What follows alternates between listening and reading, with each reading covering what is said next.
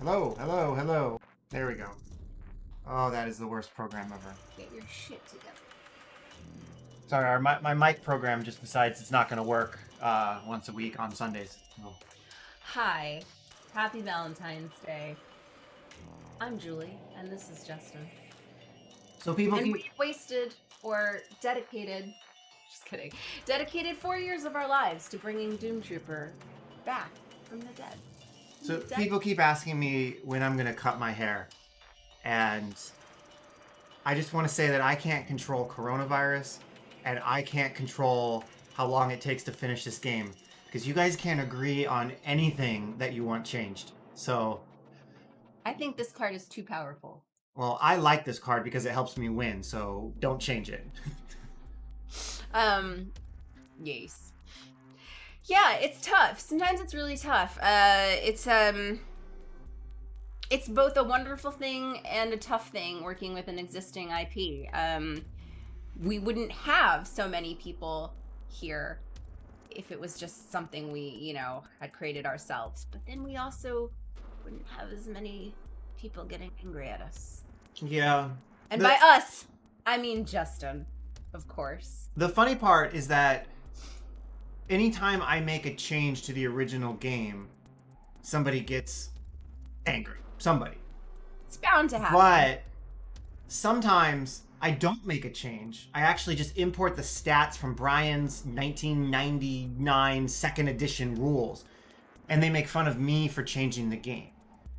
And I'm like, well, you're making fun of me for changing the game, but I didn't change it. You just weren't actually knowledgeable enough of the classic game, so you think I'm the bad guy, but really you don't know what you're talking about. But if I say that to them in a comment, then I'm just like a dickhead, and nothing good will come of it. I know, but I want to be a dickhead to them. But it's so hard. Yeah, like there's that scene in Jay and Silent Bob's Strike Back by Kevin Smith. I think it's Jay and Silent Bob Strike Back, where they get in the car and they decide to drive across the country and beat up all the kids who trolled their reviews. Right. And I have to say that, like, watching all these people show up to my Steam channel and write me a shitty review, like they don't care that there's a real person working for free on the other end of that review trying so hard to finish a game. I understand how they want to get in a van and travel across the country and find those people and be like... The premise of that movie is just so great, because it's like they didn't even know the internet existed basically before that movie starts, and then they're like... Yeah. So, Chopstick, hello, thank you for the follow. Slayer says, of course, purists would criticize, but there's room for improvement. Digital's the best media to do so. That is exactly my point, is... we redesigned the cards because, as I've always told people, the classic game failed. So if we don't make changes to the classic game, it'll fail. It ran its course. Magic is still going. Okay, it failed. So if we don't make some changes, I'm not saying I know what those changes are, it'll fail again, logically. So we changed the look of the cards to be a little more digital and modern and adaptable. We always thought we would... Stupid futuristic green. We thought we would do variants as well, but everybody, the classic purists, the small vocal minority, they really wanted the retro cards. So we put the retro cards in because it's digital. We can do that. And when we put a card in that's too powerful, instead of just complaining on Facebook that we've ruined their childhood, instead you come on Discord and you say, hey, I think this card is too powerful. And a couple patches later, we'll make it less powerful and we'll work on it together. And digital allows us to do that. And that's why I built the technology the way I did, is I can patch cards in seconds. I know it doesn't seem that way because I drag my feet on making changes, but that's because for every change you guys ask for, you say, I'm quitting until this is fixed. Somebody else says, I'm quitting if you fix it. So I can't just make changes for you, whoever you might be, because there's somebody else threatening to quit if I make that change. It's very stressful. What a balancing act. The buck is nigh. I don't even remember the names they had for the users. It's been a long time. Actually, probably due to rewatch that movie. Thor had his meltdown against some players. Look, Tony Montana meltdown. I mean, if we want to go back in time, let's remember our friend Toshiro, who comes online, all caps was his name. Hopefully you remember him. And he comes online and he just says, I think if I remember correctly, it was, you ruined this game, positive karma, +3 both players is not right, change it back, +10 destiny for me. and then he signs off. Do you think it? And I say the game only with that one well, card, or in general? that was his opinion. So I would sign in and I would be like, "Hey, Toshiro, what else do you think?" And he'd be gone. A couple days later, he'd show up and it'd be like, "When's the game? Change it." And then I would respond a few minutes later, he's gone. And he did that for a month, maybe 2 months. And this is after spending real money backing my alpha on the Kickstarter.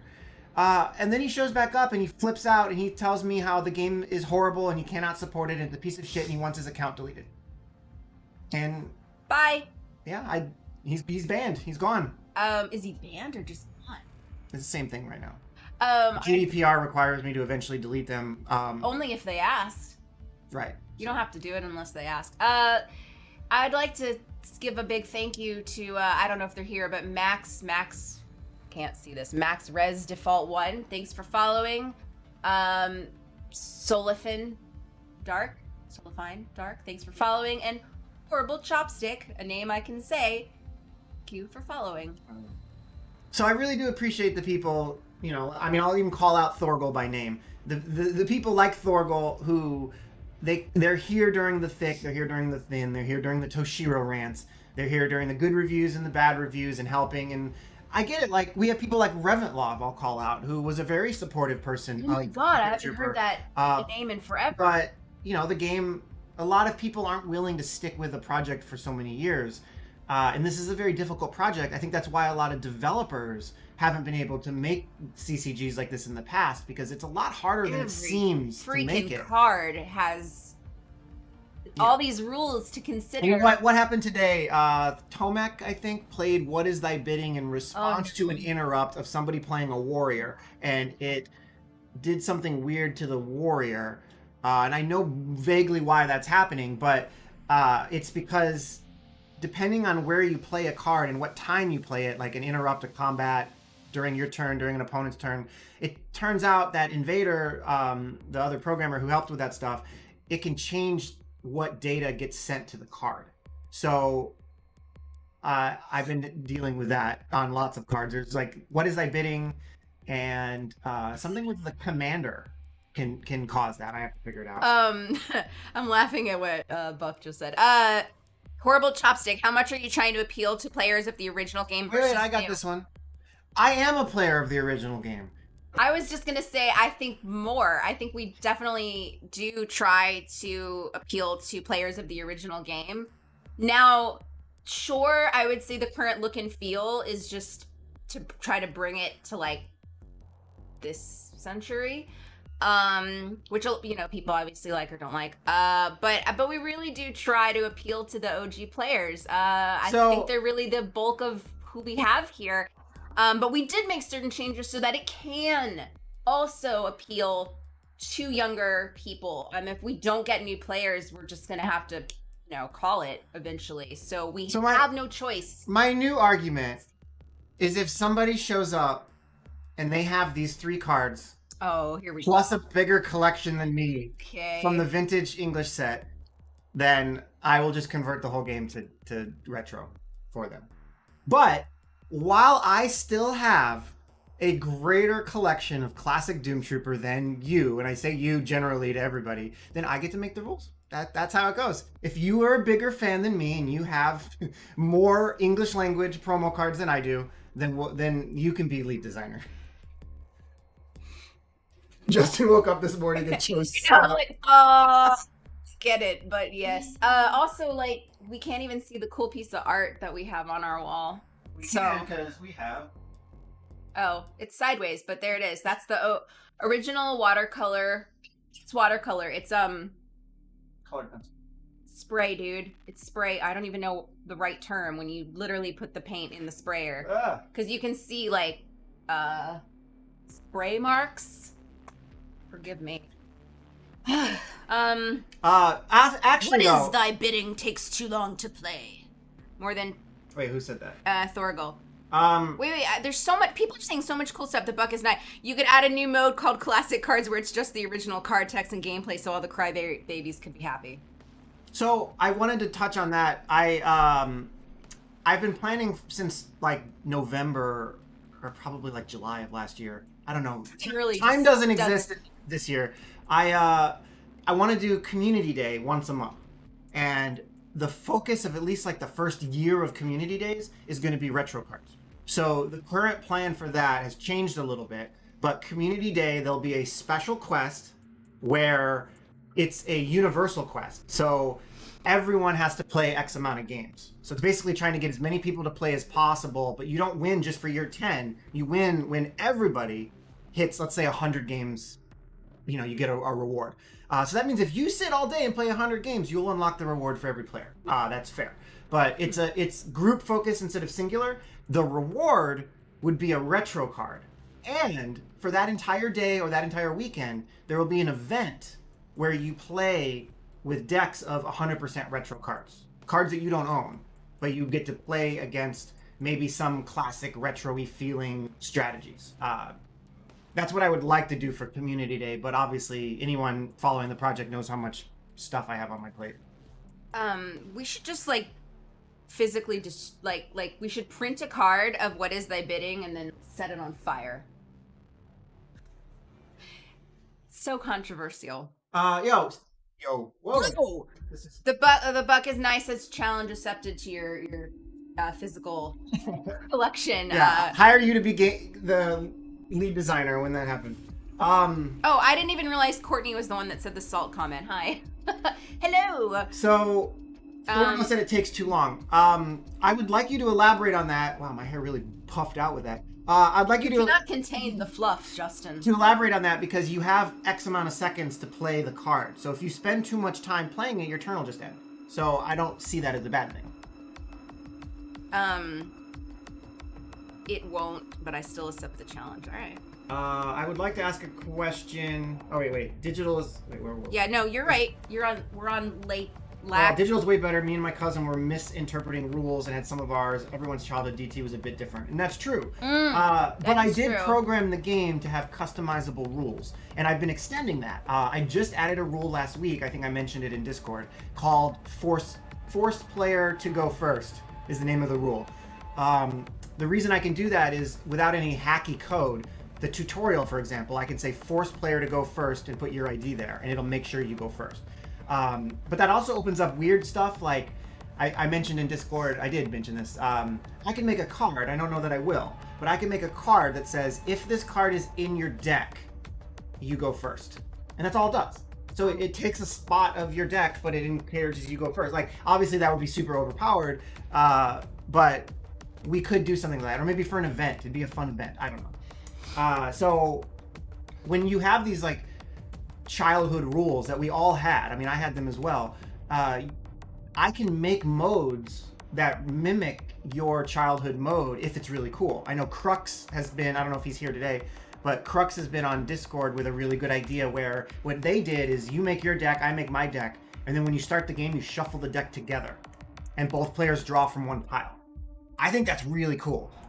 So one of the first events that I do will be that mode, because it doesn't matter if you're playing super annoying overpowered capital deck. If your opponent is playing super weak Cybertronic deck, well, now you're both playing both. And I think that would make for a fun event to play with special rewards. So I like the misinterpreted rules sometimes. It's like Monopoly. Some of the best Monopoly rules are fake. Like real Monopoly rules are weird, like what is it? Something with free parking. Free parking does nothing. Like, you just land on free parking and like it does. It's definitely played where you make some bullshit up and right. Not free parking. Well, yeah, a lot of people play, and maybe they changed this, but at one point it wasn't a rule, where your taxes go to a bank, and when you land on free parking, you get like a lottery. That was really fun. But I remember reading the rules and being like, that wasn't one of the rules. Yeah, we definitely came into a lot of this is like how accents and languages evolve.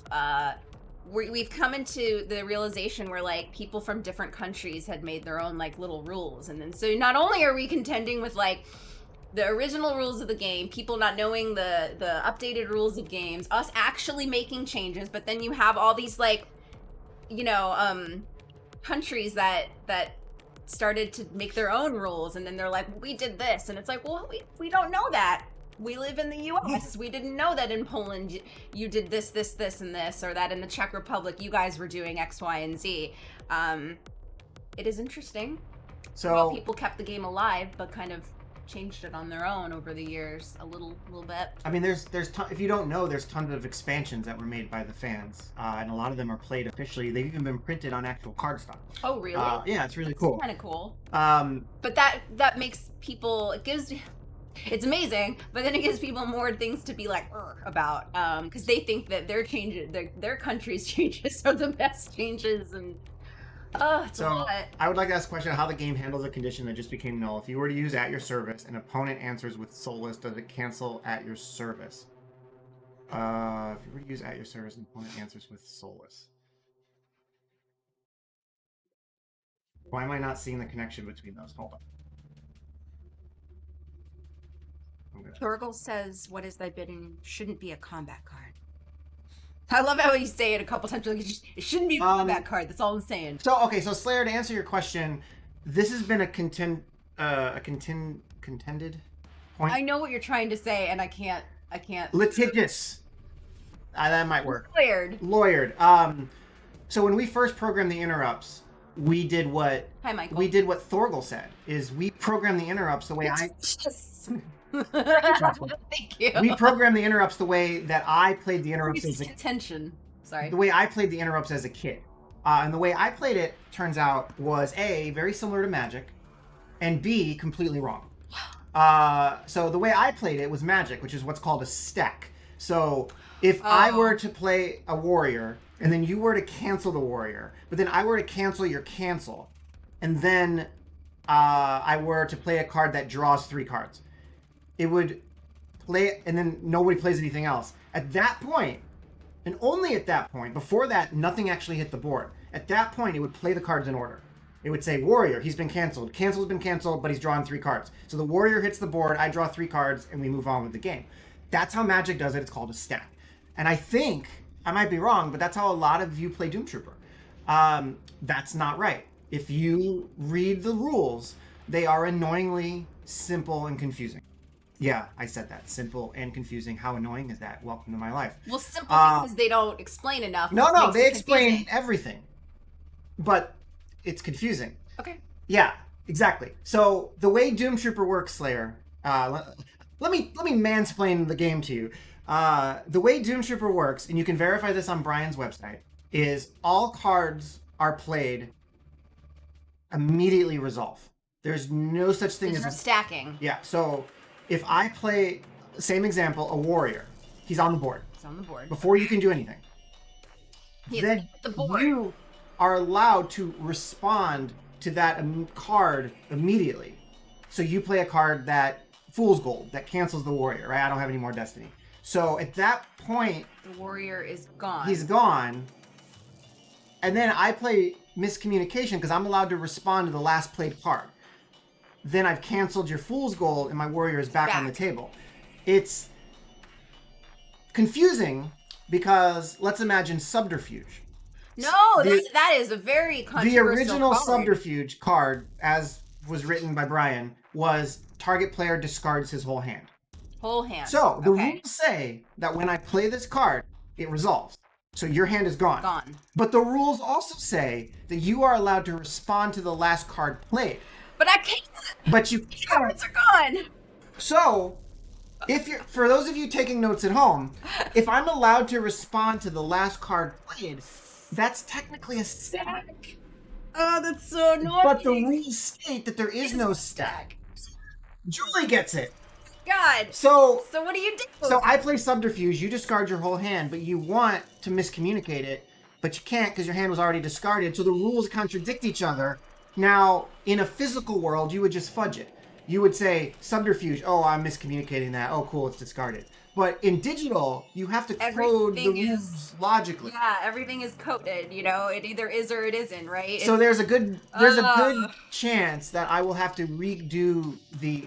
most of the code for the stack is still there. But there's a good chance that I will have to redo the logic, which will make a very tiny difference to the player. But internally, it'll be more consistent. So it'll basically be... play a card, have a stack, and then it resolves. Fun coding that. Have fun with that. The $1 million question is a stack of 1 different from an infinite stack? Because if I play Subterfuge, then you play Miscommunication, then I play Miscommunication on that. Should Subterfuge have resolved? No, because I'm still canceling your cancel. So I think Brian is wrong. Sorry, Brian, if you ever watch this. I think Brian is wrong, and technically Doomtrooper does have a stack, even though the rules state it doesn't. But you guys are more than welcome to read those rules yourself and try to help me figure it out. So wow, that's both more complicated and more annoying than the stack. Yeah. Fun. So Slayer, that was your fun question. Pineapple Pizza. We are not. None of us are 3D modelers here. None of us. Where are we at? Rules should be taken literally. You say that. Wait, Soulfin Dark, are you Crux? I can never remember Crux's Twitch name. You are right. Rules should be taken literally. But if the rules literally tell you to do something that's impossible, like in the case of Subterfuge versus Miscommunication, it's an interesting problem. It's a problem that physical players never had to do because you can fudge it, and Brian never had to think about because he was making a physical game. But when I inherited Brian's rules and tried to make them digital, the literal interpretation of the rule of no stack in Subterfuge is impossible. Willow, it took me a second. I'm like, you're what? I'm like, oh yeah. I meant just Justin and I. Yes. Willow is.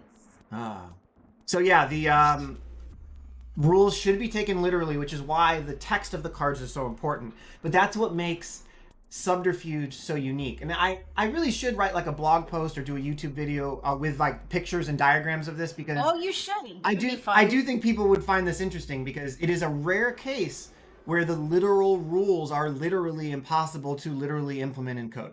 Also, then when people bitch, you can just like paste the link and step back and be like, oh man. I want you guys to know I wore a white hoodie today because I thought these guys are like my best friends and they see me every week, and I kind of wear the same hoodies every time. So I'm going to wear a different one that they don't see often so they don't think I'm gross. So I got this dress a couple months ago and I really wanted it. And then when it arrived, I was like, why did I get this dress? Like, I'm not going to go anywhere. I'm not going to wear it out. Not to mention, it actually, the skirt part is made of a really loud material, so when I walk, it's like shh, shh, shh, shh. But anyways, I figured like, today is the day. It's Valentine's Day. I'll wear a pink dress. So I will promptly remove and put pajamas back on. Oh, babes. Show it. He got me this cool vintage Valentine's Day card. It's super cute. And it looks like 1983. I think it's older than that. Maybe. But it's got, the cat has like a heart pendant around its neck, and it actually is like a metal pendant. It's really cute. I like it. You know. Fun fact, I had that last Valentine's Day and forgot to give it to her. I was like, damn it! In March, I found it when I was cleaning, and I was like, no! Because I had it for like 6 months before that. It's a little like kickstand. Like you could stand it up. Yeah, Hallmark used to do so much better work back in the 40s, 50s, 60s. It is not 70s. that old. I don't know. I'm positive it's probably from the 80s. This is fun at first glance. It makes it look like I'm a really cool kid and have a PlayStation 5.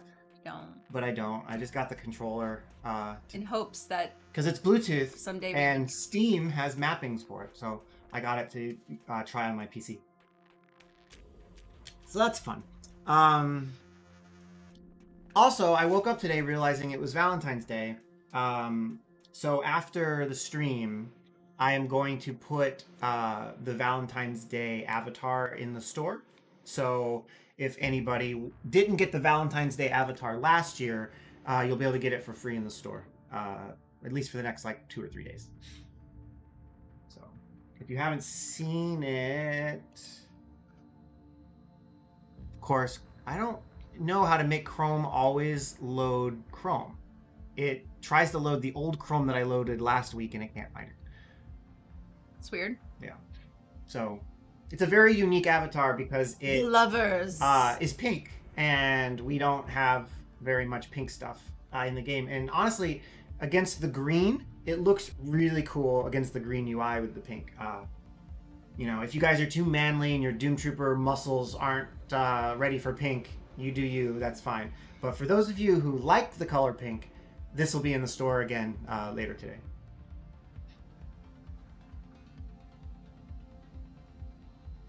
Cool. That's all I got. You're done? No, I don't. That's it? Do you plan any new cosmetics in the store? I'm asking whether or not to spend all my coins on packs or save a bit. I am planning more cosmetics in the store. I want to do another list. So there's three cosmetics I'm planning for the store. There's another list of just random free stuff like that's in there now for coins. There's a new list, a new slot of random stuff for money. So there will be premium avatars, titles, and card backs added. I'll probably start with one premium slot that'll randomly be an avatar, a card back, or a title. But that might expand eventually when I have some more time. And then I would like, and this is going to piss off a lot of players, I would like to do some more beta exclusive coin items that are rather expensive. So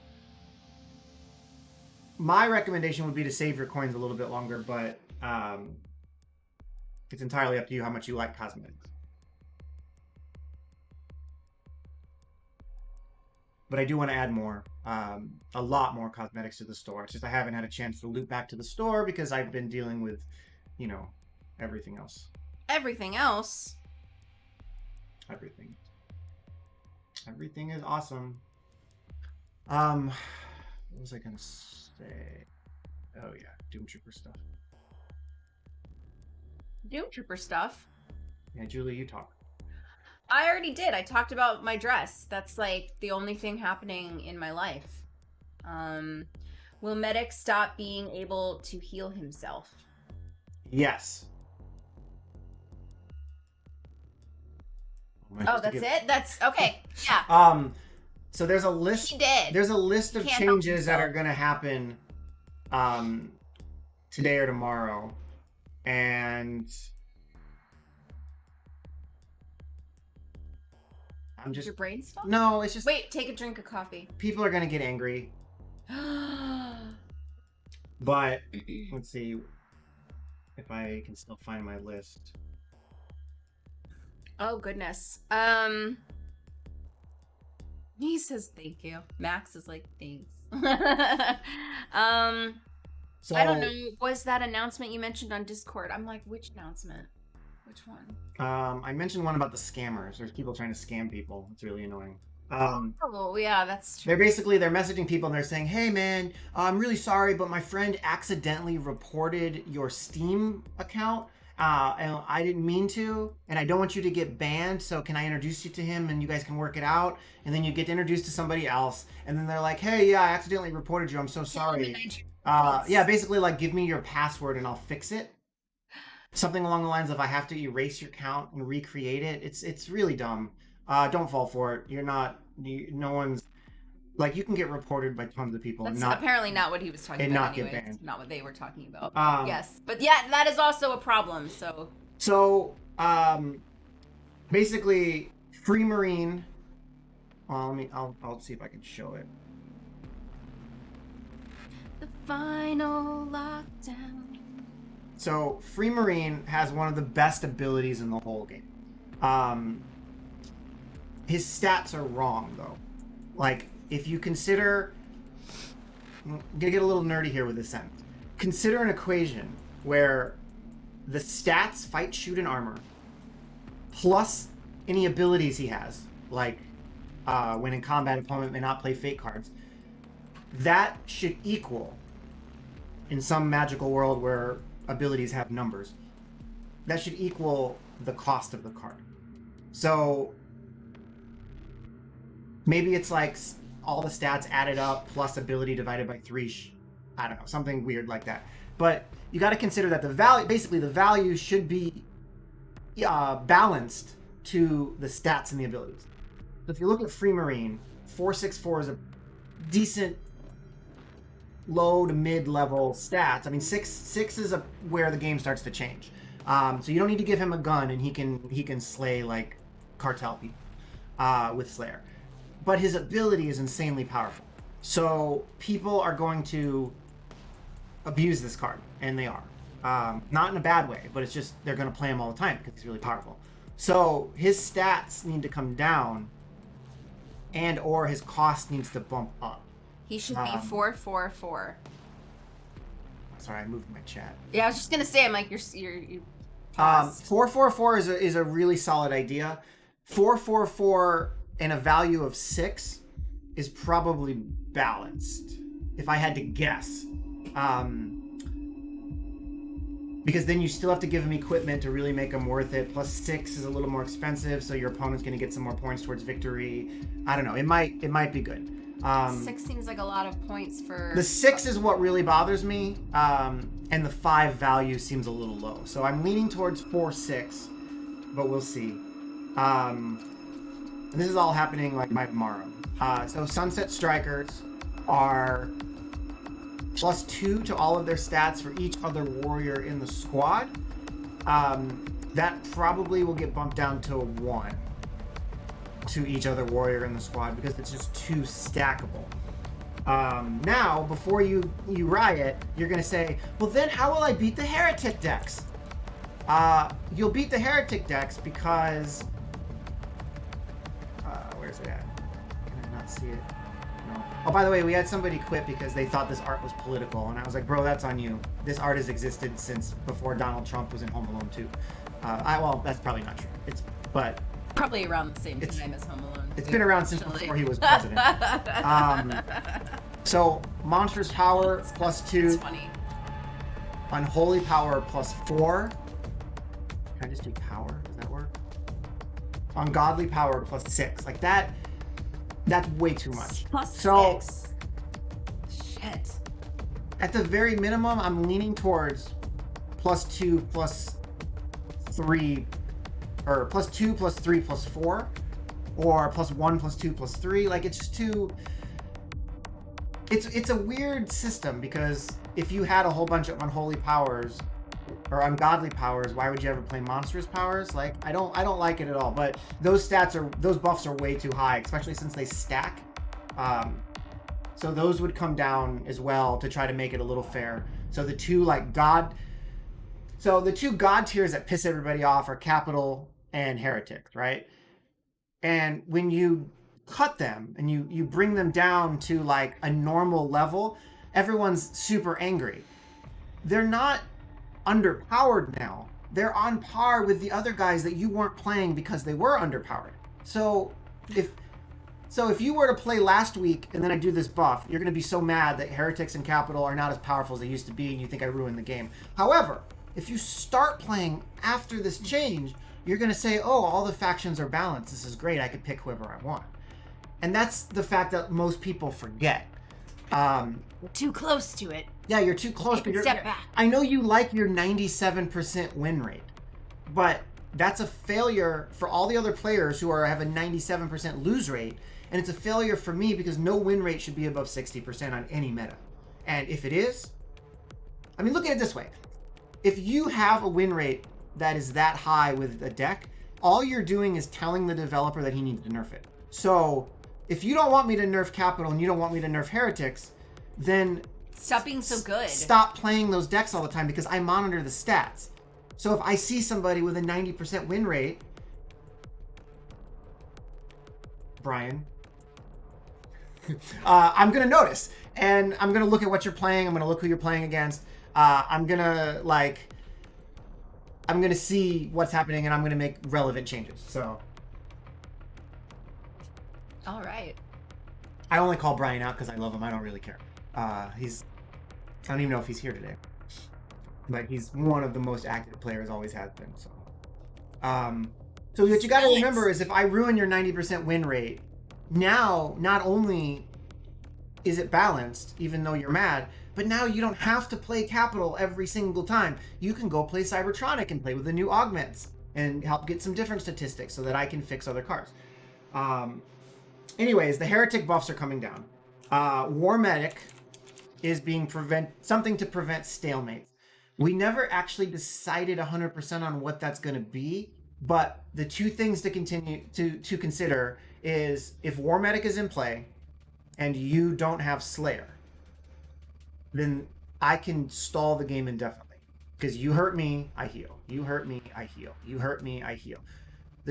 So people say, well, he can't make it so he can't cure himself.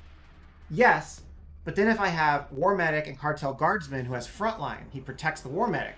You attack the Guardsman, I heal him. You attack the Guardsman, I heal him. Infinite loop. Can't have that. Infinite loop. So, some things on the table are, I'm not going to give him counters, because then he's just like the coagulant auto-injector, so then no one would want to use the War Medic.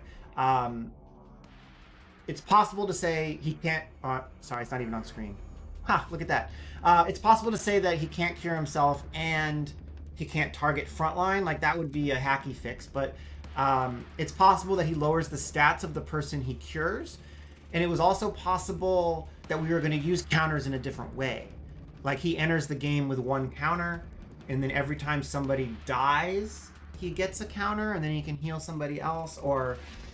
there's lots of creative things that we might be able to do. Or maybe you discard a card to get a counter, or you pay Destiny to get a counter and then you use the counter to heal somebody. Some sort of flow like that prevents you from being able to infinitely cure. Like if it was 5 Destiny to buy a counter and then the counter can cure anybody, you'd run out of Destiny eventually and then the stalemate would end. So if you have suggestions on that, please post them in Discord or even in chat here. We can talk about them. Mitch Hunter is one of the least played cards in the whole set. If I do a really big statistic run and but he has such a nice square jaw. And I look at all of the cards being played, nobody plays Mitch Hunter. So he needs to be improved. Poor Mitch. The leading plan right now for this was actually from Tomek. I don't remember if Tomek is here today. I don't. But Tomek suggested something like he gains +1 to all his stats for every... I might be getting this wrong. Every equipment in his discard pile? Let's see if I can find it. For one... Oh, yeah, different stat, sorry. For one action in 3 Destiny, he gets an equipment from your discard pile. So he's bringing stuff back. Oh, Tomek is here. Tomek is here. So he brings stuff back from the dead. And then he was talking about Captain being changed, who's another card that is kind of worthless. Has really high stats, but his ability is worthless. You gain 1 Destiny at the beginning of your turn for every blade or firearm you have in your discard pile. So that's kind of cool. It encourages you to play more equipment, discard more equipment. You weren't already following? Thank you. Thank you for Don't following. swear at our people. So basically, it's putting some synergy into Capital to rely on using more guns, which is kind of their thing. Which proves, thank God, praise Satan, whatever your religion. Hail Satan. Hail the goddess of earth. Tomek gets it. Like, let me just get back. Tomek gets it. So, you can't just make all cards the same. That's a fail. And you can't just do whatever you want with a card. Like, there needs to be themes. Capital's theme should be big guns, big tanks, lots of money, capitalism, right? And Tomek's design for this plays off of the fact that Capital has lots of guns. And that is perfect. And I encourage everyone to try to wrap their head around that and think about it. What makes Capital Capital? So let's say, like, what... Okay, yeah, what's up with the 2 Tomeks? What's happening there? There's 2 Tomeks? I think there's somebody else that has a username or something. Tomek, like... No, I don't think there is. Anyways, what makes Cybertronic? Well, they are mostly immune to dark symmetry. They can augment themselves with robotic parts. Like, that's why we built the Cybertronic augment system and want to continue it. What makes Imperial? Well, lots of swords, and the clansmen get together, and they're scrappy, and they can band together and take down giant things. Like, we need to encourage that. What makes Bauhaus? They're super efficient, whether it's their squads being in perfect lines, or their armor being perfectly white, or their spending of money being perfectly tracked. Efficiency is what makes Bauhaus. So when we make these changes, we need to consider that. So thank you to Tomek for understanding that and coming up with ideas that actually keep themes in mind. Because that's a very important thing to me. Tomek is very important to me. I'd also like to give an award for the most sensible comment today, going to, oh God, it's gone. Hold on.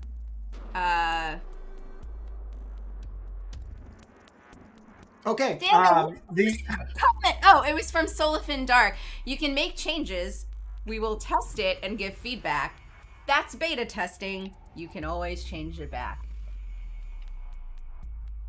An award for that very, very sensible comment. Cheers to Solifin Dark.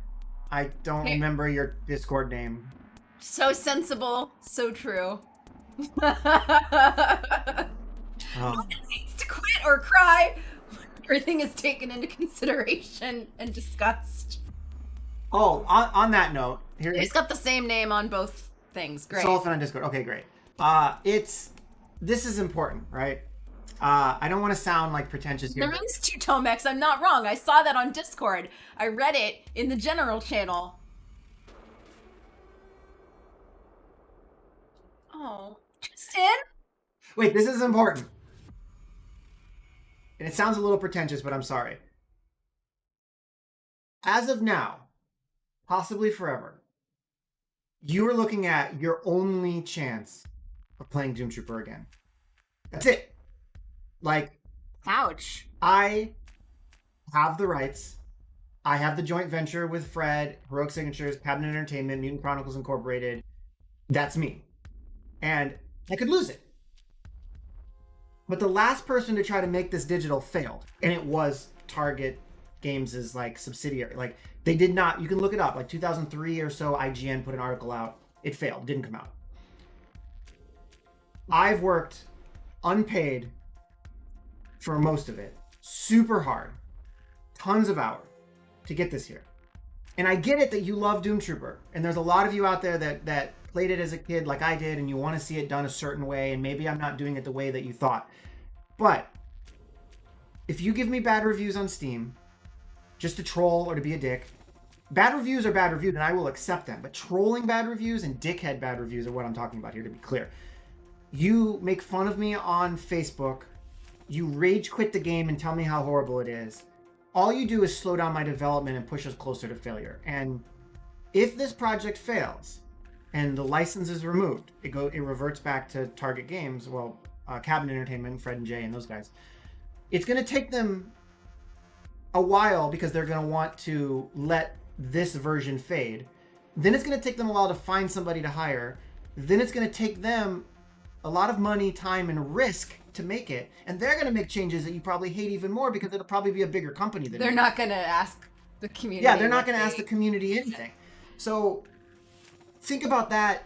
If you anybody watching this video or this stream, if you're going to go on Facebook and you're going to call the game a shame, which happened this week. Oh, yeah. Or a big sucky, which happened on Twitch. Or no, that was on Steam. Or Steam, sorry. If you're not tired, this game can help. Yeah, you're hilarious. But if you are a person who loves Doomtrooper and you're bashing me, my company, and the product that I've made out of love, instead of coming on Discord and trying to help us fix it, you might be ruining your last chance to play this game digitally or in a new physical format. Like, I hope that makes sense. Like, I'm not trying to be a dick, but like, I've put everything I have mentally and financially into bringing this game back. And if it fails, I'm financially ruined for years. I want this game to be back, and I want people's help to make it back. So if you don't support the project, and I don't mean financially, I just mean like Nipa supports this project if you're around Nipa, and he's played one game ever. I have stats tracked. I don't care. He still supports the project. He responds in chat. He encourages it because we should be one big Mutant Chronicles community. We should want to see all of them strive as long as we work together. And there's a lot of people, a lot of European people calling them out, mostly Eastern European it seems, but they are complete dicks in the comments. And that's fine that you have that opinion and you don't like what I'm building, and that's great, but I want them to understand that if you don't support this project and it dies, then what you get is your cards, which you already have. So what do you lose by supporting this? If this dies, you get your cards and you can play with your friends on weekends, which I don't think you do because you're 45 years old and your friends probably moved all. Friends? Yeah, and we're in a global pandemic. Can I be on screen again? Justin! You're so mean. I'm bringing it back. So that's my rant. There are a lot of people who are like, why do the cards look like this? You've ruined the game. Success. Why did you change this card? Why did you do this? Why didn't you do that? The answer is usually because Brian said so go take it up with him. But I would just rather, if you're not going to support it, I would just rather people keep their mouth shut. Yeah, but people don't do that. No, I'm making In it general, just in general, and people feel free don't. to clip any of this and spread the word in the Mutant Chronicles community. But like, this is currently your last chance and your only chance to see Doomtrooper come back, and it's one of the biggest chances to see Mutant Chronicles come back. So There's so many good comments. yeah, if you just want to bash it, you're just gonna put it back in the coffin. So it was Big Sucky with 2 C's. So either they didn't care to spell right, or maybe English isn't their first language. That's fine. No, they're trolling. Well, obviously they were trolling. Yes, we are American and probably more sensitive than our Eastern European friends, as they tell us often. Wait. Let me comment on that. It doesn't matter if I'm sensitive or not. What matters if you post "this game sucks" on the Facebook comments, and the next person who's never heard of Doomtrooper before, he sees that. They see it. 97% male. I know, it is very heavily skewed. They see that. They skip the game. Yeah. Or later they see it on Steam and they go, oh, I remember that guy on Facebook who said this game did suck, so I'm not going to play it. It doesn't matter if I'm sensitive or not. You guys, not you guys specifically, but the community are dicks to me every day. And I'm still here. So I'm just going to say, fuck everyone in there. Oh, Americans are too sensitive. Well, does this make you sensitive? I don't care. Have you met Canadians? I'm still here after all of this. But what I'm more worried about is the new players, because otherwise all you're going to get are a bunch of cranky 40-year-old to 49-year-old, 40 to 50-year-old men who are mostly Eastern European who are angry, and those are going to be the only people playing the game, and you guys are just going to yell at each other all the time. I mean, we know how many of you are. Yeah. So we want new players to join so that you have other people to play against. So just remember that. Why are you guys so angry? Yeah. What is happening in Poland and the Czech Republic? Why are you so angry? Where were we? It can't be just about abortion rights. Were we on? Where was the sensitive American stuff? Nobody said that. I said that. Oh, okay. Because people say that to us. How much input does Brian actually have? First of all, I'd like to say, to have your name be Brian is always to have it be misspelled brain. Anyways. His is actually spelled with a Y. But how much input does Brian actually have with how the game is made? As much as he wants, I guess, but I don't really think we've heard from Brian in a little while. Yeah, so before COVID, like a year or so before COVID, Brian, well, for those of you who don't know, Brian, he owns a board game Central store European, in Wisconsin. So he sells magic cards and board games and where does stuff Eastern like that. European start? I piss my husband off so much. You're an asshole. So, he owns a board game store in Wisconsin, and he opened a second store, and he was super busy trying to run 2 stores. So we stopped talking as much, and it never really has recovered. But I'm gonna reach out to him soon and try to get him to help with the meat of the balance stage that we're approaching now. But he designed most of the changes. So most of the changes to what we can call 3rd edition, he made that spreadsheet. We worked with him to pick the card list, and he finalized it. He made the changes. He said that one faction per deck, like that was all him. He was also really excited to change some things that he wasn't able to change because, print is print and it's done, it's for life. He was really excited at the opportunity to fix some of this. So hopefully he'll come back and help us balance, like, now that we're nearing a complete card set. But most of the stuff that we have been working on has been with his original direction. Okay, wait. So are both Poland and the Czech Republic considered central then? And again, who is Eastern European then? And I'm sorry, they literally do not teach us about other countries in the United States. We are like... Yeah. There's Europe, it's just all Europe. That's it. Who's mostly England, and that's it. And they used to have a bunch of empires, but they lost it all, and now America is better. That's like the main thing. And then there's the big giant Eastern Asian, all of that. There is a continent called Africa. Yeah, there's The a Dutch continent. went there once. There's a The jungle end. there. The end. There's rainforests and people speak English in the There's South. rainforests? No, I don't. I'm totally Can't be like right. I know a little more than this, but I'm totally just making No, fun but of our education. they really do not. And I don't think people in this country realize how like Yeah. what's the word, like nationalists, like we stand up and we say the Pledge of Allegiance every morning in school, and then we don't learn about other countries, and we do not get taught other languages. When I grew up in like middle school and high school, and we were learning like world history, world history. It doesn't really matter. We were learning world history. They really do, and correct me if I'm wrong, Julie, or any other Americans in chat. They really do present Russia, China, everybody except Japan over in that area as like the equivalent of America in the 1940s. It's like America is way ahead of China. We're way ahead of Russia. I grew up thinking that Russia still was like super USSR-y. I don't know what year, you know, everything changed, but like China was like a bunch of poor people. Like we grew up thinking that America was this great country with tons of money and advancements in science. To be fair, science. In the 80s, like the U.S. was doing pretty good. No, Tomek, it doesn't matter. It doesn't matter at all. I was just I don't want to misspeak. I don't want to sound like an idiot. That's all. It does not matter. And we don't learn anything about South America either. I mean, we have like one test that's like shithole fill in these countries, and you get like 50% of them right. Like Uruguay and Paraguay. What? I don't know. They're all Where's just Guyana? Guays. What's a Guyana? Yeah, in America, you really have. I think that's the problem, and I was ranting about this to my wife, but I think the real problem is if you want to be an intellectual person in America, and you want to be a worldly person, and you want to be a respectful of all cultures person, the burden falls 100% on you. You have to choose to travel, which, like my dad I asked him if he wanted to go to Egypt before he dies and see the pyramids, and he was like, nah, why would I want to do that? I can look at pictures. Like, people in America...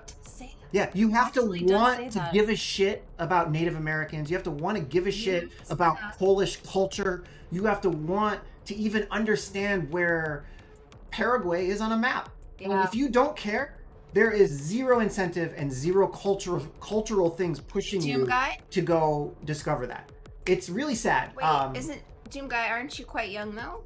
And I hope other countries are different. I hope other countries teach you that America has good things and bad things. I hope it teaches you like why we have states and not individual countries. Like I hope that you guys learn that. I can't tell you that I was even certain that Sweden was a monarchy until 3 years ago. Like I just assume that most European countries are a monarchy, but they don't like mean anything anymore. I assume that all European countries were democratic republics like America because no one taught us anything. In our heads, kings and queens were from the 1600s and they don't exist anymore because that's... But they're still around. Doom Guy, yeah, but you're too young at, like... I mean, I guess you've already acknowledged the problem, right? So then you'll get to fix it. I didn't travel outside of the United States until my last year of high school. I was in jazz band and Michael, I know that they're not monarchies anymore, but Sweden still is. We're just saying we don't learn shit. But it wasn't until he was the I forget the right word, the head of the Make-A-Wish Foundation. So like he had literal connections all over the world. So we traveled and did this like tour. Wait. Doom Guy, did you get into MIT yet? And if you didn't, I'm gonna be mad. Say that one. Not at him. I'm gonna be mad at MIT. Didn't. Is that a real place? What I want to visit. Is that real? Did you just make? Kind of wish I lived in a monarchy. You know what? After 4 years of Donald Trump, I kind of do too, as long as it's not Donald Trump. Okay, so we're still have our fingers crossed for you getting into MIT. Do both. Yeah, I don't know if it was an accident, but your mom invited me to your graduation party. In Texas, right? Yeah, had we not been in coronavirus, you can bet your ass I would just showed up at the barbecue with a Doomtrooper shirt on. He does like to drive a lot. You would have been like, whoa, how the fuck did you get here? Hi from Czech Republic. Oh. What am I stepping on? Illinois, close to Indiana. Why? Yeah, don't do that. Why? Full ride to his backup college. That's cool. Yeah, it would have been Sweet. if we weren't in coronavirus, which I honestly am shocked that you're even having a party. But that Texas is a whole other thing. We still don't leave our house ever because of coronavirus in California. I had a conversation with a friend from Florida, and I think she thought that we were like stuck in here. And I'm like, no, no, no. I just don't want to go outside. The restaurants just opened up last week. We didn't have anywhere to go. And our stores are still like 25% capacity. Yeah, like it's crazy. Schools So open. if it was different world, I would just get in the car and drive to Texas. But yeah, wear Doom guy, wear a mask so you don't get corona right before you go to MIT, please. Goodness. I don't want to be too political here, but if you just think of me, get a really cool ninja mask, something that looks like makes you feel cool. You can put a hat and a Get mask. a blank N95. It's cool. And like roll up to that party, be like, fuck you bitches, I'm going to MIT and I am not getting sick here. Going to MIT, what? I grew up in Indiana and I was just like, you know, hey drugs, hey alcohol, hey like all you sexy ladies, fuck off. I am not getting stuck in Indiana. I am getting the hell out of here. And I encourage you to do the same to Texas. No offense, Texas, but kind of. Justin did not have sex, do Oh, drugs, or really? Are drink we gonna- alcohol until he was 21. No, that's not true. I think I was a little younger for some of those things. Mm-hmm. There's, On purpose. He was like with an iron will. He's there's like, sexy ladies in Indiana. we're not gonna get caught in Indiana. Wait. Oh God, what are you doing? You see this sexy man who's from Indiana, and you're gonna tell me you don't believe that there's sexy women in Indiana? Come on. Seriously, I'm insulted. Sister's hot. Yeah, my sister was a mom. He's from Indiana. Yeah. Oh, this is fun. I like it when you guys are energetic. Did you guys all drink coffee today? Coffee. I feel like you did. Oh man. Yeah, no, I don't hate Texas. Don't get me wrong. I actually have a lot of friends in Texas. I love Texas. I think Austin is amazing. It's just Austin is the new Los Angeles. just- for everything that people hate about California, like, oh, you guys want trans people to have rights. Like everyone's making fun of us for that because fuck you. It's the opposite in Texas. I apologize for my ignorance. I feel like in Texas, it's like, you know, you want to hate all those other people who aren't you? Well, this is Texas, and that's your God-given right. And it's like, they're inverses of each other. So it's just... To have a pickup truck with a gun rack. What was that? I don't know. I feel like that would be really fun. So I feel like I kicked out a I could power go to out. Texas for that. We only make fun of California for the taxes. Yeah, the taxes are exorbitant. You know, And I'm not seeing enough given back. the word for those "we," taxes. the word "we" is tricky in that sentence, Doom Guy, because a lot of "we," as in Texas, makes fun of a lot more about California than just the taxes. I'm just saying. That is true. But if you want to make fun of the taxes, that's fine. I am of the camp of and I've said this before, and I like saying it on stream so that the world can hold me accountable. I will pay 51% taxes of my own income if it means that my family, my mother, who is very not rich, can have health care. He said this to my father, and my dad was just like, Yeah. And that's the thing, is like, no offense to your dad, but I see it in his eyes. with inflation, I bet I make way more than your dad ever Fucking made. socialist. Like, You do. I You should be do. the Republican, not her dad. But I'm willing to give up that money because I believe that my mom should get health care that she can't afford otherwise because capitalism, America won't give her enough hours to get insurance at her job. True story. Well, yeah, we do pay a lot of taxes, and like I said, I do have a problem with it because our infrastructure is really crappy out here. I constantly exclaim, "What the fuck are they doing with our tax dollars in Los Angeles County?" So, Oh, and let me add really quick that I'm not making that money off Doomtrooper. Just to Oh, be yeah. clear. I ran out of money. Doomtrooper ran out of money 3 years ago, and I personally ran out of money 3 years ago, and I had to take a job at my friend's company doing UI development, which I'm very good at, if you can't tell because I make a lot of UIs. to make money so I could pay for my bills, my wedding, all of that stuff, and I can funnel money back into Doomtrooper, because if Doomtrooper had no money, somebody still has to pay for the database, the marketing system, the server costs, all of that stuff. And if I need to pay an artist, I have to pay them out of pocket. So the money that I bring in is a lot from my day job, but I have so much debt and outgoing from Doomtrooper that I might as well, like, if you just wiped out all my debt, I could work at McDonald's and probably have more money like in my pocket than I do now. Yeah, we got debt.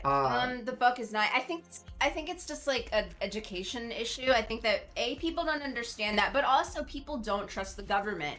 I can't say I totally blame them. There are still no cats. I put catnip down. Obama, come here. Effie. That's embarrassing. Like, they don't care today. I don't understand why they don't. I put down cats.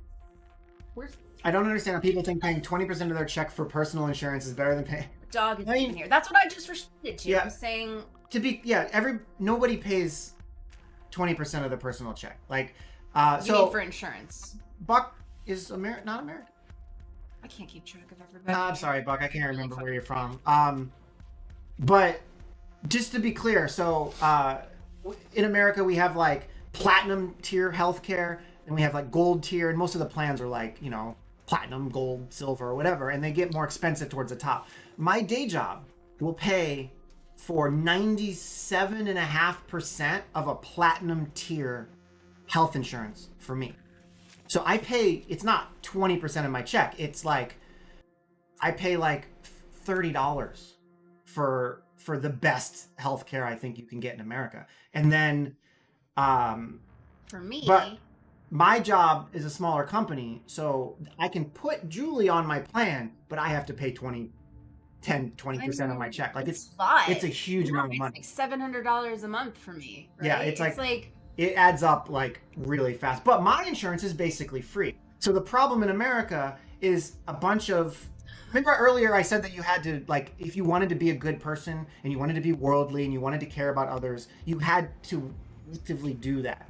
So considering the fact that most Americans may not do that, in their head, they're like, well, my insurance costs me $35 a month. Why would I pay more than that for universal coverage? They're not wrong in their narrow view. Rise in teacher. but they forget that they're only getting that 3%, of their tax or of their paycheck going to their insurance through their employer subsidizing it. They don't care about that. There was a recent example in the news. I thought it was Cheney is having a kid. I might be wrong. It's either Cheney or McCain. I'm sorry. Wait, what? Liz Cheney or Meghan McCain. Somebody's having a kid, Republican. And they went on The View, and they were, I think it was The View. That's Meghan then. Whatever. Republican woman, young woman. That's not Liz Cheney. Okay. Some Republican young woman, do your own research, figure it out. Do your own research. They went on a talk show, and they were like, so I'm pregnant for the first time, and can you believe that America doesn't have paid maternity leave? I can't believe it. I'm going to push for America to have that. No. And the thing is like, prior to being pregnant, she didn't care about that because it didn't directly affect her. She didn't go out and think about other people because she didn't actively make that decision. We have paid maternity or paternity leave. That's a really interesting thing to think about, is you have, it seems like the Republicans are a group of people who may be really smart, but they chose not to go outside of their purview and research the world, other people. They don't care. They care about themselves and their immediate family, and that's it. And what generally happens is that, and I'm not saying they're wrong in that view, they just chose not to open their horizons. But then when they lose their job and they find out how much insurance really costs, all of a sudden they're like, oh my God, we need to fix this. Whereas I feel like the Democratic Party as a whole is kind of trying to think. I really don't want it tied to my work. Yeah. I really, really don't want it. I just like to watch the world burn. Yeah. Gina Carano is a Republican and knows her history. So much. So I have a decent plan and I pay $62 per check. I think I was paying, like, when I had a full-time job, I was paying like $30 a check. That's a lot. Willow says it's privilege mixed with a lack of empathy. Yeah, for sure. I'm going to Hi. I'm going to suggest, I don't want to correct you. I'm going to suggest a correction that it's privilege and the lack of realizing that they need to be empathic. Or maybe I'm just telling myself this to make it make sense, but like I don't think that like a bunch of Republicans have lack of empathy. I think a lot of them have a ton of empathy for themselves, for their family, for their home, like for their neighbors even, but they've just it's like a person who goes to Starbucks and orders the exact same drink every time. The menu gets bigger. The menu gets bigger every week. They try new things, they're seasonal, but you still order your black coffee with 2 sugars and that's it. And you never try anything else. That's kind of a metaphor for the Republican. Like they know what they want and they don't care about anything else. They're just going to stick with what works. But if one day they walk in there and I'm sorry, sir, we don't have the coffee you normally order, and they're forced to order something else, all of a sudden they might just be like, oh, I didn't know that frappuccinos existed.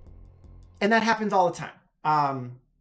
Who's the young hot blonde girl that does like Fox News? Tommy Lauren. Like she was caught on camera saying that she hated Obamacare, but she was really glad to be on her parents' health care due to the Affordable Care Act. And it was like, dude, that is Obamacare. Like He's also the one that said, because I'm a millennial, we don't like labels. It's like, damn, Gina. Damn, Gina. That takes on a whole new meaning now. Yeah. So it's just like you think that everything is fine until you're forced to open your horizon, and all of a sudden you're just like, you see the world in color, like Wizard of Oz for the first time. And I've met a lot of Republicans who have had that aha moment. And we saw one on Facebook yesterday complaining that Donald Trump got away with what he did on the impeachment. And that guy used to be super Trumpy.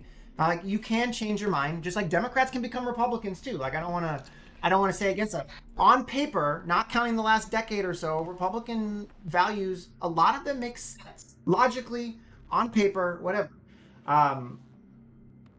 We did absolutely hear about that crash in Fort Texas. Oh my God. That is insane. I think everybody heard about that. That is crazy. Yeah. And I'm not trying to be super political here. I'm trying to more talk generally that like people should do their own research and open their horizons, which is ironic because don't say these 4 words. It's ironic because the QAnon cult of the Republican Party go out and tell people to do their own research. I think one of their slogans. Video for you to watch. Right, but it's like that's not what I'm saying here. I'm not saying go find a video that tells you you're right. I'm saying go watch a video that might tell you you're wrong and think about it. And it's weird that the narrow view party is telling people to do their own research. What they really mean is do our research. Like here's the research you should do. And I'm not saying that. Whether it's democratic, I'm not telling you to go watch universal healthcare videos either. Watch universal healthcare videos and then watch like super Republican why we shouldn't have universal healthcare and think about it.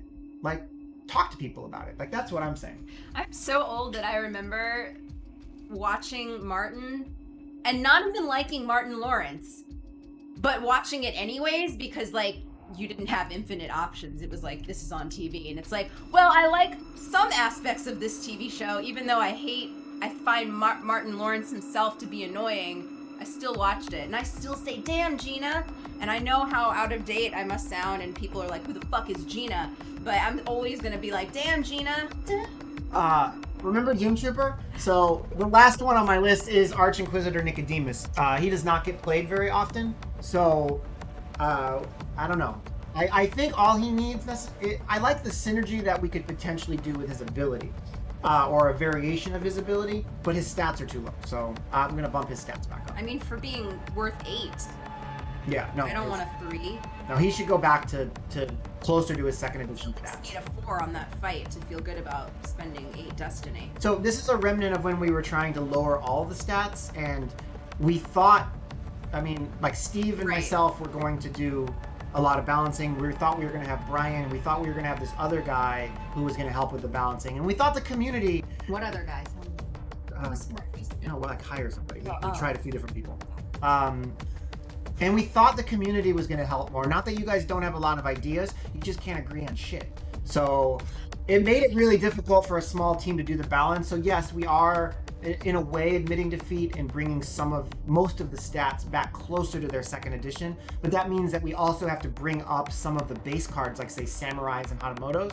Those have to be up, because why would you play a samurai at 3/3/3 when you, for the same cost, you could play a 6/6/6 guy? Like, we have to balance upward that way. So we're working on that.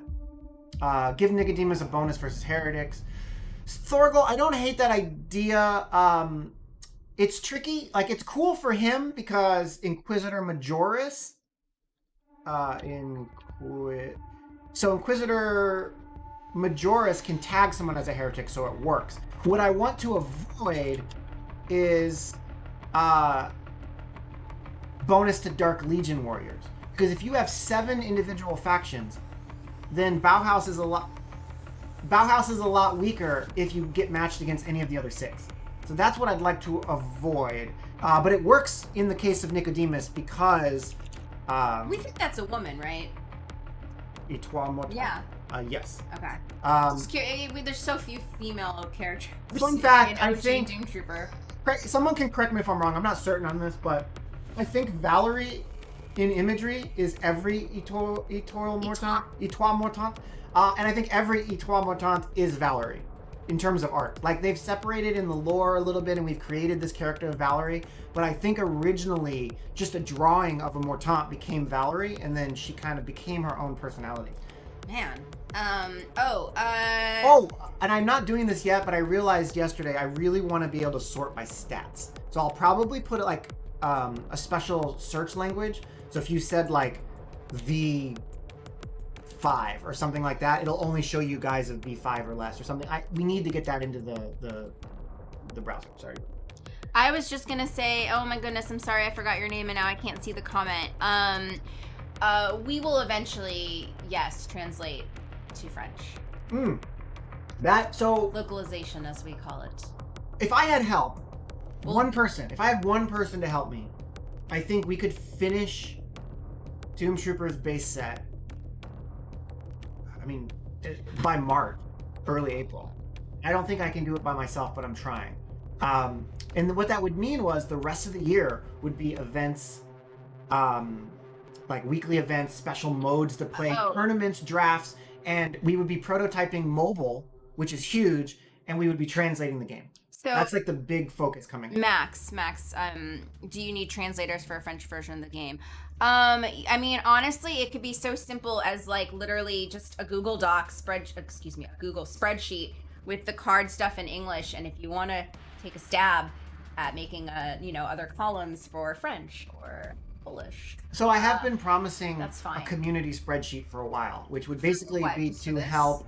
It'd be each row would be a card, and it'll be open to the community or to comment on, and certain people would have rights to make changes. We have to know you and trust you. Basically, it would be name of the card, serial number of the card, text of the card, English, and the keywords of the card. Sorry, I'm off screen. Keywords of the card. Then there would be some columns that would say tested in combat, tested in interrupts, tested during opponent's turn. Stuff like that. So basically a checklist of QA. This card works in tested in response to a card, testing with a card in response to it, like everything, so that someone could say, I will test ambush and I'll play it every possible time. And if it is incorrect, you put a note there and then I can know to fix it. That same spreadsheet, I think, could have columns for every language. So we could say at the end of that spreadsheet, Spanish, Portuguese, Russian, Italian, Czech, like at least one of the things that made this game popular in the first place. Originally, the plan was to pay somebody. All the languages that it was translated into, now go. Yeah, originally the plan was to pay people, a company, to do the translation, and the community to double check it. Yeah, to double check it, because the translation people will know the languages, but the community people will know the rules of the game, so there will be some discrepancies. However, I don't want to sit around thinking that you guys are going to blow this game up and I'm going to make millions of dollars and I'm going to be able to hire the best translation people. So only time will tell which direction we go. Either we'll ask people to help translate it, or we will ask people to help confirm the translation. But one of those will start happening this year. Doom Guy says, forgot to check how the packs go. Are they working the way you wanted? Yes. except I don't know. I don't think you forgot this, or maybe I forgot to tell you. Doomguy helped with the algorithm for packs.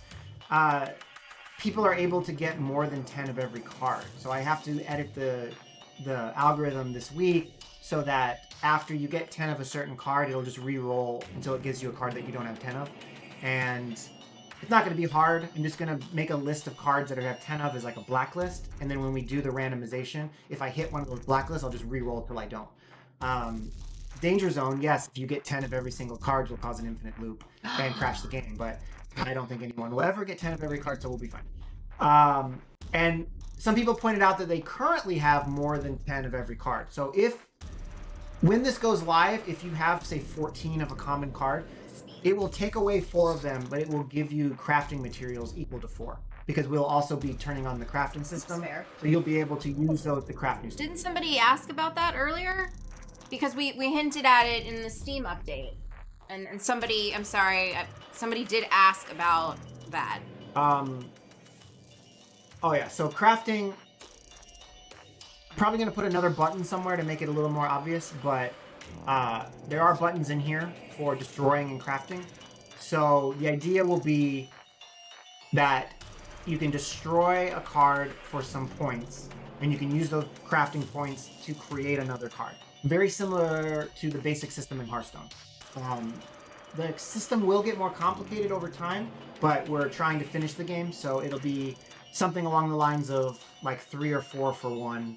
So if you buy a pack of cards and you get 3 commons you don't care about or 4 commons you don't care about, trash them, you get a common you do want. It's not going to be a favorable system, it never is, but you get rid of things you don't want and you get something you do want. So it's not going to be 1-to-1, which a lot of people probably get mad about, thinking that they should be able to trade like that. Like, that's not how it works. That's called trading, which we will work on later. Yes. Slayer says it was him. I know. There's been a couple times I've had to go back. There's a chance, I'd give it like 20%, that the first version of crafting will be in this next update. Can you make an automated destroy a new card when you already have 3 of it? Slayer, no, because there are plans for more than 3 of each card. I'm going to get super futuristic with you here, right? So imagine a world where this game is done. We finished the localization. It's on iOS and Android phones. You're having a great time, right? One of the things that will happen next is trading. And how that's going to work, hypothetically, this is not set in stone. All of your cards, bear with me, are not tradable. You can't trade a single card you have. However, you will be able to create or earn or buy tradable versions of those cards. So what that means is you are a badass and you have 10 Alakai the Cunnings, right? So you right click them and there'll be a crafting option over here. And you will be able to craft maybe all 10 of those together. And you'll get 1 Alakai back. Well, why would you want to get rid of all those Alakais, you ask? Well, the Alakai that you get back will look a little different. He'll be a variant, he'll be shiny, he'll have a different border. And he will be on the blockchain, if anybody is familiar with cryptocurrency. So the new one that you have upgraded will exist on the blockchain. He can still play in the game, you still own him, everything's changed, but instead of 10, you now have 1, and he's a limited edition, and he's on the blockchain. What that means is you own him. If you want to go on eBay and sell that digital Alakai to a friend, you can do it. If you want to give it to a friend, you can do it. You want to send it to a marketplace and sell it for Bitcoin, you can do it. That is your legal right as ownership of that digital card. What you can't do is destroy it for crafting materials. And you can't craft it from crafting materials. But you will be able to trade it, buy it, sell it, or play it with full ownership. So that is one of the main reasons that I want to allow you to have more than 3 of every card. Most likely, it would be something like get rid of 3 Alakais to get a tradable Alakai. Get rid of 5 Alakais to get a variant tradable Alakai. Get rid of 10 Alakais to get a super rare variant animated super special Alakai on the blockchain. So there'll be different variants you can earn by crafting your cards together. Yeah, so that's something that I want to do. Max says Ethereum token. Probably not. So gas prices on Ethereum and Bitcoin, I mean, they're not called gas, are super expensive right now. Plus the purchase of those tokens can be very intimidating for other people. So, sorry, I'm going to a webpage. So there is a website called OpenSea, which is where people buy and sell Ethereum tokens like trading cards, right? Well, so a blockchain that I really like called Tezos is the second token to come to OpenSea. So Tezos, like Ethereum, has NFTs. However, a single Tezos token right now only costs you $5. So most likely it will be Tezos NFTs, not Ethereum, for any of the nerds that are that familiar with it. I do really like XTZ or Tezos tokens. I recommend people check it out. But if it's not Tezos, it'll probably be Ethereum.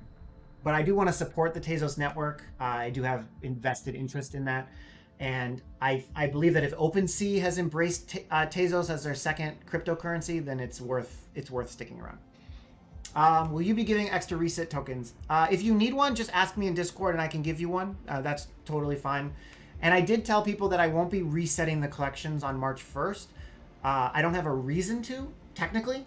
So I will be giving a token on March 1st, but I won't force the reset. So it'll be optional if you want to. And I'm not going to do another forced reset unless I have a reason. We did one on February because some people had the old starter decks and they were way more powerful than the new starter decks. So those people were winning more games and it wasn't fair. So we needed to level the playing field. Trade Doomtrooper cards for Dogecoin. Yeah, that is a thing that you would be able to do in the system. So that is why you can have 10 cards. We might allow you to craft non-limited cards, like maybe 3 Alakai for a full art variant, 5 Alakai for a animated variant, and 10 Alakai for a blockchain version. But if you're keeping track at home, getting 10 Alakai would be really hard. Ultra rare, 1 in 40-ish, you get an ultra rare card in a pack. So maybe we even make it 1 in 30. But still, that's a lot of packs or a lot of crafting that you would have to do to get 10 Alakai. So on one hand, you're like, well, I'm mad. I want to get that super rare blockchain Alakai card. Right. But imagine the flip side. When you finally get that, how much would somebody buy it for? How much is it worth? You might be the only person in the world with a blockchain Alakai. There could be, and you will be able to look on the blockchain to see exactly how many exist. You might be one of 1, 1 of 2, 1 of 3. What does that make that card worth? I don't know. I don't make any money off of it. Well, I might make a little bit of fees on the transaction, but like, you sell that for a ton of money? Maybe.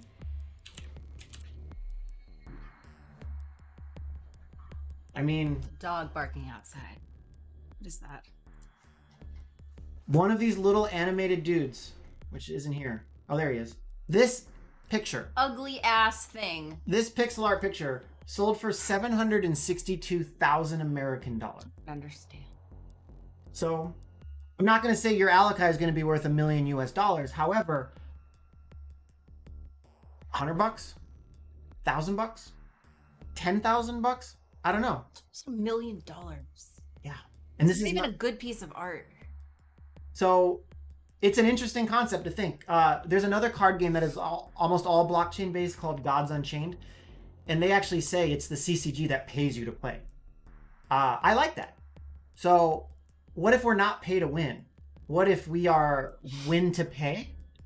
Like let's make a new CCG meme where we're win to pay. So sure, you can spend a lot of money and get a lot of cards, fine. Or you can play a lot, earn these blockchain cards, sell them on the marketplace, and pay your bills. I would love for you, Thorgal, to pay your bills, your mortgage, your power bill, your insurance in America, because it's really expensive, by selling Doomtrooper cards. Who would buy? Other players? We'll see. Or collectors that like blockchain art? Who knows? It's a whole new world, and no, maybe. I'm not saying you will pay your mortgage off of Doomtrooper cards. I'm just saying hypothetically you could if the value of the cards went up to. So that's future. I mean, I'm in early reading, research and development. Pay to win to pay. Pay to win to pay. Yeah. I mean, yeah. So interesting fact about Gods Unchained I mentioned. Just in case any devs from that game see this, your UI needs some work, man. I closed the tutorial and now I can't find the tutorial again, and I had to that's it. tweet at them to be like, I want to do the tutorial but I can't find it. Where is it? Like, it made me feel really good about our UI. However, though, they have mythic rarity cards. So the game is about gods, and let's say instead of factions there's gods. Let's say there's 5 gods. I don't know. Each of those gods exists as a card, but me saying a card is intentional. There is one copy of this god, one copy of this god, one copy of it. They're called mythic cards. Somebody got one of those in a pack, and he sold it for almost $1 million to some hardcore player, because there is literally one in the whole world. So if you're a tournament player who wants to play, how badass would it be to slam down this mythic card, literally one of a kind, during a tournament? So he sold it, and the guy bought it, and he used it to upgrade. The seller had to do some upgrades on his house. So there's a lot of interesting stuff in that world, and I want to explore it with Doomtrooper. Or if Doomtrooper fails, I'll explore it with my next card game. So if you guys keep posting bad reviews on Steam, we'll just start streaming the... No one here is doing that. No, I know. But it's really neat. It's a really cool concept, and I want to explore that later this year. So for anybody who asks about this is a cattail. If anybody asks about trading, I mean, that there is a plan. There is research and development happening. And there are reasons we can't just allow trading as is. Because you can game the system, you can buy a bunch of packs, you can earn a bunch of free stuff and then trade it to your main account, and you could have a complete set of Doomtrooper cards in 24 hours if you created enough cards, enough accounts, and you did the tutorial and the new player quest enough times and then gave all that stuff to one account. You could game the system. You might need 1,000 accounts, but... How would you feel if I made a social media post and took a screenshot of like Big Sucky and just celebrated it for all the trollism that it is? Oh yeah, I'm all for it. Okay. So yeah, interesting stuff there. But trading will not happen right away. Crafting will happen very soon. English porn. Pay mortgage with DT cards. Respond to that and be like, I wish it was Big Sucky. Yeah, Tomek, I thought you liked that. So last thing about that, there'll be the plan is there'll be 2 ways to earn the blockchain-backed cards when we get to that point. One will be to upgrade your existing cards, like I said. So you have 10 Alakais, you create a blockchain Alakai, and you can go sell it. Granted, you'll no longer have Alakai to play the game anymore. You'll have to consider that, but that's your prerogative. The other way, we will sell limited edition packs, but we won't sell them 24 hours a day, 7 days a week. We'll say, at midnight California time, they go on sale on Saturday, and then at noon California time, they go on sale again. And not Pacific time, California. And there will be a limited amount. So we'll make sure that all the time zones have some ability to go on and buy them. And we'll sell them maybe once a month, once a quarter, once a year. I don't know. But you'll be able to buy packs of cards where every single card in the pack is blockchain buyable, sellable, tradable. It'll be more expensive, obviously. They could be auctioned. We might auction them off to make it a little more fair. But you don't know what cards you're going to get, but they will be tradable. And that's your choice. What the hell is Cali time? California time is like Pacific time, but with more weed. Stupid. More or less. So I think the underlying fact... We all have lots of weed on the... Oregon, Washington. Washington had it before we did. Oregon? It's not Oregon. But Oregon. Sounds like Oregold. So basically, finishing the game, balancing the cards, localization to multiple languages, crafting, trading. It's a rough time. Mission cards, blockchain trading. Like, the longer that people support this game and the development can continue, we are getting to the fun part. Single player, draft mode, tournaments, arena mode, whatever we call that. Like, there are all this crazy shit that we're right on the verge of being able to do. So hopefully people will continue to support the project and we will be able to do all of this awesome stuff. And if not, I'll cry into my Cheerios. And you cry into Cheetos, it's just gonna be a huge I'll mess. quietly make a new game that's not Doomtrooper, and I'll play with my friends. It'll have all these cool features. But it'll have all these cool features. You'll see. Yeah, but hopefully it's Doomtrooper because the community will embrace this, and it'll be great. A whole new world. Now we're banned.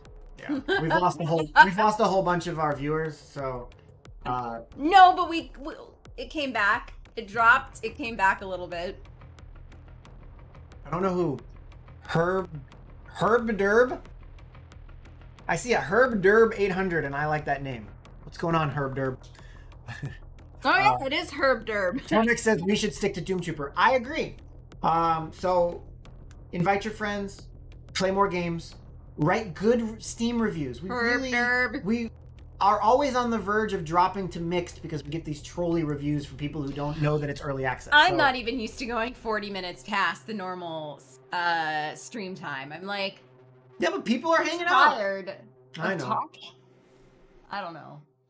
Well, anyways, the best thing you can do is play more games, invite your friends, add polite, constructive ideas on Discord to help us make the game better, and write a good Steam review.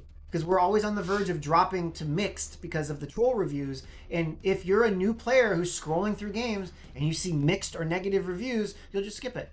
You won't play. And we need those new players to come in. So having very positive, or dare I say overwhelmingly positive someday, that's what makes new players drop in. Very positive at the moment. That's yeah, but we were mixed earlier this week. Yeah. Because we get...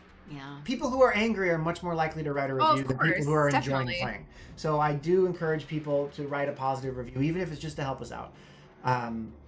Because I am continually trying to make the game worthy of your positive reviews.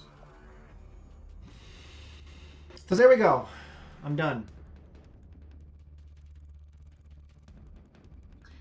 Yeah. I should just be like, I'm done. End. I don't understand when like people write. So like I get it if you write like a Doom guy. I appreciate that. When we add the referral system, you can have them add your code to your account and get a really cool variant card or something. I don't get it. So like I get it when people write like stupid, not helpful like reviews, but it always bugs me when other people find the shitty bad reviews, and I mean like the not actual like critique bad reviews, but like big sucky, and they like find it helpful. I'm like, why did one person find this review helpful? They don't find it helpful. The helpful icon is a thumbs up, which is a like in your brain. So, oh, that was funny. Find this review helpful. It's funny. You can say it's funny, but no, I will not create an entire new login outside the reach of my password manager to play some card game. Terrible. Well, for the record, it's not helpful. It's not out of the create. It's not out of the reach of your password manager. And then I'm sorry, like you don't have other make a login for everything. Yeah, you don't have other logins on your computer for applications that aren't in a browser. Not to mention that the game clearly says requires third-party account before you install it. So he didn't read the Steam page and he gave me a negative review because of something he didn't read. That's what I get to deal with. It's weird. Good times. But it's just a weird thing to write a review about. To me, I don't know. I feel like that's... Also, he doesn't understand that your password manager can hold a password that you can copy into Doomtrooper. It is not out of the reach of your password manager. Yeah, it's My passwords are probably more secure than half the apps that you guys are using. So that review really... respond to that and tell them. I'm soon, if I ever get money coming in, I'm going to pay a community manager and I'm going to just stop reading these. Yeah. All it does is makes me take the night off and go watch Netflix. Like, okay, so like you guys know that like I'm obviously married to Justin and I'm here and I've been here for like 4 years with the game, and we've been together 9 years just this month. 9 years.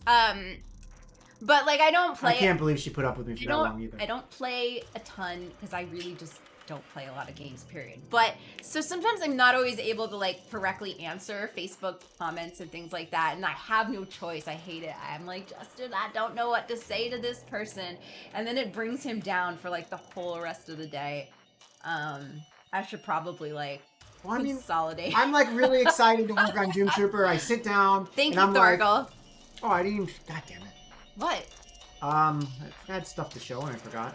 So notice when you highlight Longshore, Bannerman pops up. I'll improve the UI later, but it's nice. So now when you read the card and it says muster a Bannerman and a new player goes, what's a Bannerman? Well, look, there it is. Now you know. So I've been making improvements on the data side to allow that. And then I put this UI in for temporary in the deck builder. So it will help people with the token cards understand what's a Cartel Special Forces or what's an Ancient Power. Also in game, which I won't show right now, there's a new box that pops up that shows you where stats came from. So if you have a 3/3/3 guy and his stats are 6 shoot, it'll say +3 from a gun. So you'll know why his stats are what they are. That's another step I'm trying to make the game more make sense to players. That's what I'm trying to work on for this update, is a few other things to help people not be confused. Why did my guy die? Where did my card go? Stuff like that. Forgot to say that. I know, we're so. But anyways, time. The reason I got on that thing See you is later, like, Buck. I sat down to work on something like this, and I'm super excited to work on. And all of a sudden, I see a review that's like, this game is shameful, and I'm just like, well, I'm not excited to work on this anymore, so I'm just gonna go watch Netflix and drink some whiskey. So I need to hire somebody as soon as I can to shelter me from you guys. Not specific. See, we talked about this when you and I fight. Not specifically the people in here. I mean, the bad part of the community that is. It's a thing he does that drives me insane. Not when you guys. When we fight, and he'll say you. He'll be the royal you. But he'll do that, and I'll be like, "Why the fuck are you saying me?" And you're like, "I'm not saying you," and I'm like, "Find a different way to express yourself." To shield me from the people who are mean. Good God. That's what I mean. Thank you. So I just found a whole review where they say that the UI is clunky. Great. But the majority of 4 paragraphs is just because they don't like the look of this game. That's a lot of words. To be fair, though, they wrote 4 paragraphs. That's constructive criticism. I will take that thumbs down and fix the things that they complain. No, but you can't. They just don't like the look of the game. Yeah. That's it. That's fine. They're a classic player. They don't like the look of the game. Yeah, I want someone else to manage all of the big suckies so that I can just sit around and be excited to work on this game and make it better so that I get less big suckies. But the irony is the more big suckies we get, the less I'm able to work on the game because I'm just not in the mood to devote my every waking second of free time to a game that people are making fun of. It slows down development a little bit. So it's fun. It's fun life. My American sensibilities. So, you mean like your sensitiveness? Yeah, so the update will probably come out tomorrow, and it'll have a lot of like quality of lifestyle stuff just to make information. Like when combat ends, the log for combat will say stuff like because of Slayer or had first strike or whatever else happened inside the combat flow. Because there's been a lot of complaints of I don't understand why my guy died, but it's all from the same person. Most of the time, one other player backed up the claim, so there's probably a bug somewhere. But the first thing that I can do to find it will be to print the log so that people will be, and myself, will be able to see like, well, no, you died because of this keyword, or you died because of first strike. And then I can start adding those things to the UI as well. Like if you die from Slayer, I could flash the word Slayer real big in red, creepy text or something. I don't know. But I want more than anything to people to have fun, and to have fun they need to not be confused by what happened and upset that they lost. So I'm trying to do a couple of things in that regard. I also fixed the versus screen and it'll show the proper ranks. So thank you to whoever reported that. I don't know how I missed it. Somebody just quote tweeted. Yeah, my tweet. They said, met these guys at PAX South back in 2019. Solid foundation then, eager to see how it is now. Very cool and chill dudes who answered a lot of questions. And then they go, or maybe it was late 2018. Yeah, we old. South is January, so it was 19. God, what year is it? I don't even know. But that was cute. That was probably meaning the PAX South 19 was you, me, and your brother Tyler, right? Yeah, I'm gonna say yes. All right, we're way over time. Thank you guys. Anyways, I was going to say some people do say nice things, and I like you guys. You guys are all really cool. Say hi to Doggo. Where? I don't see Doggo. Oh, there he is. He's sleeping. So thank you guys for hanging out with us, especially overtime. I'm here for you guys, so if you are super bored after an hour, just say, all right, let's wrap it up, and we'll wrap it up.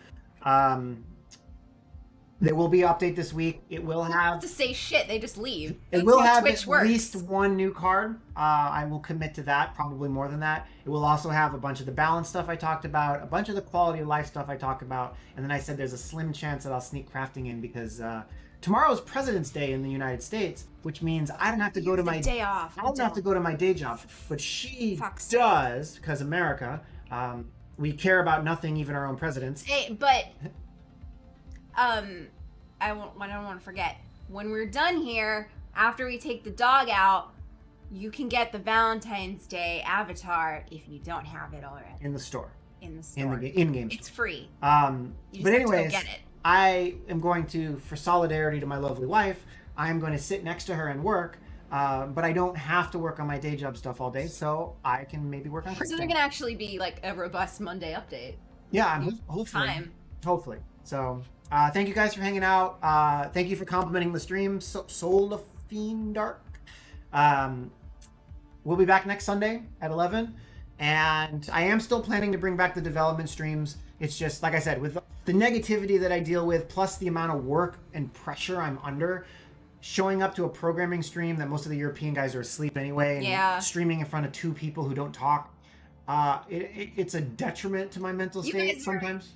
We love our European fans because, like, you are our fans. Yeah, I'm also trying to figure out a way to... Brian, who's on Pacific time. There's some people in Europe are having trouble with disconnects. I am looking into that to see what I can do. As I always say, I only see that you disconnected. I don't know why you disconnected. And then you argue, well, my internet is fine. Well... It's not because you disconnected, but it might not be your internet. It could be the internet under the ocean getting to our California server. I don't know. So long term, I would love to have European servers, but still let you play against Americans just for latency issues. You know, like a linked database in between them. Maybe that works better. Is that what bigger games do? Oh. A lot of them make Europeans play against Europeans and Americans play against Americans. I really want to avoid that. So I'm trying to figure out ways to help with the latency. Basically, Brian, Arch Inquisitor, would just be sitting there waiting. Well, this isn't a success state with millions of players. After we're out of early access and everybody loves Doomtrooper. So just I am looking into the latency problems and seeing what I can do. Somebody said that they got an error saying that they got an error message letting them know that they disconnected and that they would also lose the game in 30 seconds, which is backwards. It should tell you when your opponent disconnects. Because if you were disconnected, how are you getting the message? That's obviously a bug. Blame Invader. I will have to track it down. It's literally his code. Love you, Invader. I have to figure out how that's even possible, or maybe he'll come back and fix it. We'll see. So anyways, trying to fix that as well. Thanks for hanging out. And 2 hours. Happy Valentine's Day to everybody. I'm done. Yeah? I'll leave you guys. I'm done too. All I'm right. good. Thank you guys for hanging out. I love all of you except for the big sucky guy. And I'll leave you with a cartoon. Drink liquid death. It's delicious. See you next week or in Discord or both. Bye. Sourced and bottled in majestic mountains, liquid death mountain water will murder your thirst. No.